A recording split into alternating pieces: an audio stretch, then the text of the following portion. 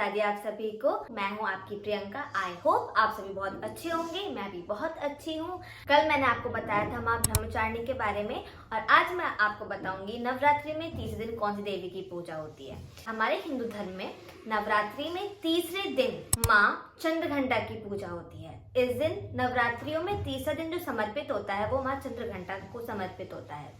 माँ चंद्रघंटा अपने सुंदर रूप के लिए बहुत प्रसिद्ध है। हमारे पुराण में भी माँ चंद्रघंटा के बारे में मतलब सारी देवी के 9 रूपों में जो तीसरा रूप है माँ चंद्रघंटा का, उनके बारे में भी बताया गया है। तो बात करते हैं अब हम माँ चंद्रघंटा की। माँ चंद्रघंटा जो होती है वो सफेद फूल पर सुशोभित होती है और जो उनका वाहन होता है वो होता है बाघ।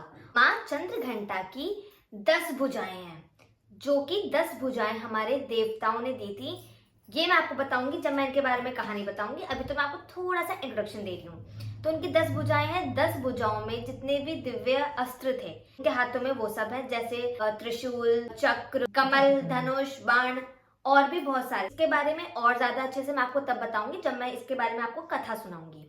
उसमें आपको मैं सब ब्रीफली बताऊंगी कि कौन से देव ने माँ चंद्रघंटा को कौन सा अस्त्र समर्पित किया था। माँ चंद्रघंटा को चंद्रघंटा क्यों कहा जाता है? क्योंकि उनके मस्तक पे, उनके माथे पर आधा चांद और घंटा स्थापित है, इस वजह से उनको माँ चंद्रघंटा कहा जाता है। माँ चंद्रघंटा की पूजा करने वाले जो होते हैं वे अपने आप में बहुत शक्तिशाली हो जाते हैं और बुरे लोगों से, अब के टाइम पे राक्षस तो है नहीं तो बुरे लोग ही हैं, बुरे लोग ही राक्षस का रूप ले लेते हैं, तो उनसे जीतने की हमें शक्ति मिलती है। और जो हमारी कुंडली में शुक्र होते हैं उनकी स्थिति मजबूत होती है। माँ चंद्रघंटा की पूजा करने के साथ साथ हमें माँ चंद्रघंटा की कथा भी जरूर पढ़नी चाहिए और ऐसा करने से हमें शुभ फल की प्राप्ति होती है। आइए तो सबसे पहले हम जानते हैं चंद्रघंटा की कहानी, जो कि मुझे सबसे ज्यादा पसंद है।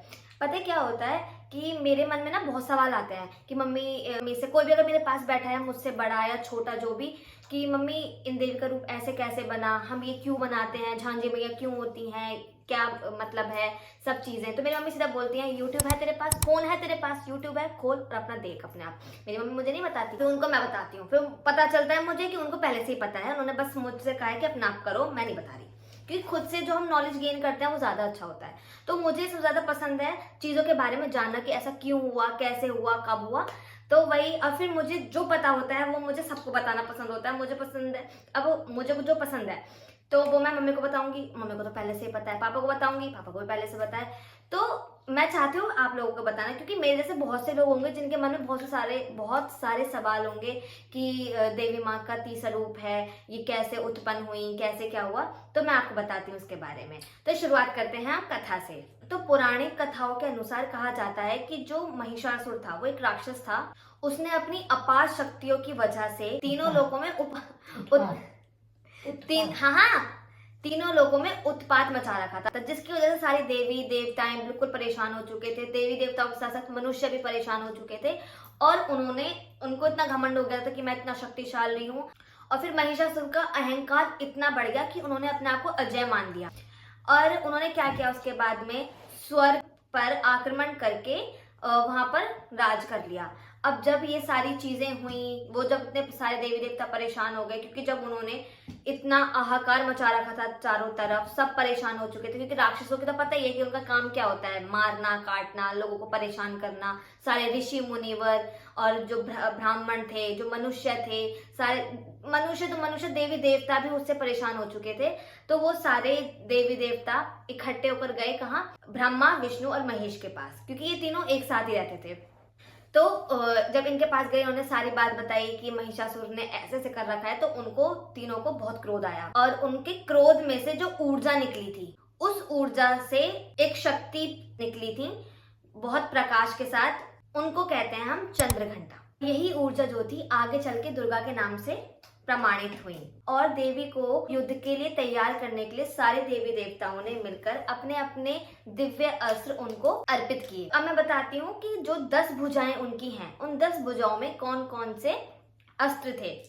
तो जो भगवान शंकर थे उन्होंने माँ चंद्रघंटा को अपना त्रिशूल प्रदान किया था और भगवान विष्णु ने अपना सुदर्शन चक्र उनको प्रदान किया था और सूर्य ने तेज और तलवार प्रदान करी थी। वायुदेव ने उनको वेग दिया था और वरुण देव ने उनको शंख दिया था और अग्निदेव ने शक्ति दी थी। यमराज देव ने उनको गदा दिया था और अन्य देवी देवताओं ने भी उनको अपने अस्त्र और शक्तियां प्रदान करी थी। साथ ही साथ हिमालय ने उनको बाघ प्रदान किया था, जिससे माँ चंद्रघंटा रणभूमि में प्रस्थान कर सके।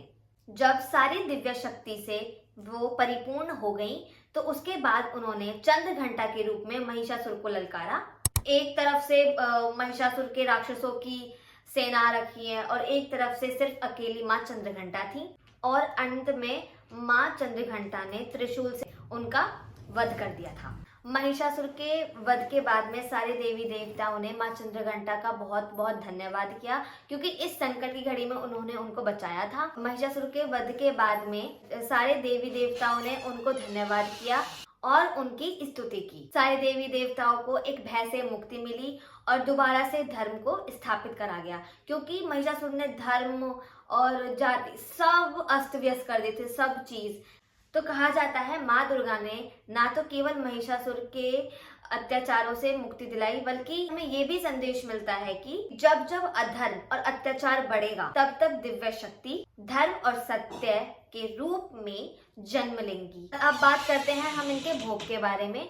तो इनको भोग में खीर सबसे ज्यादा पसंद है, तो जिस दिन माँ चंद्रघंटा की पूजा होती है उस दिन आप उनको भोग में खीर चढ़ाएं तो वो और भी ज्यादा प्रसन्न होंगी। और अब करते हैं हम इनका मंत्र का उच्चारण।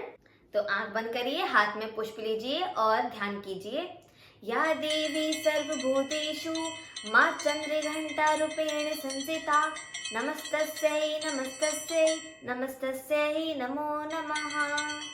तो ये होती है माँ चंद्रघंटा की कथा पूरी। इसी के साथ मैं आपके साथ विदा लेती हूँ। राधे राधे।